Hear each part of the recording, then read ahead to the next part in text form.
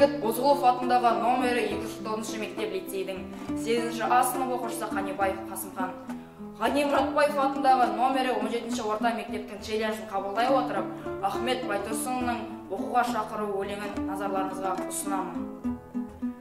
Балалар, оқуға ба жатпа қарап, жуынып киініңде шапшаңырақ, шақырды тауық мана әлде қашан қарап тұр терезеден күн жұлдырап. Адамда, ұшқан қоста, жүрген аңда, жұмыссыз тек тұрған жоқ ешбір жанда. Кішкене қоңызда жүрген сүйреп барады араларда ұшып балға. Күн ашық, тоғайлар шат, ыңшу орман, оянып жан мақұлық түнде қонған. Шығады тоқылдақтың тоқтаусы, сайраға сарғалдақтың сыңғырлаған. Өзенде балықшылар ау қарап жүр, тоғайда орақ даусы шаңшын орған. Аллалап ал кітапты қолдарыңа, қолдарын құдай сүймес жалқау болған.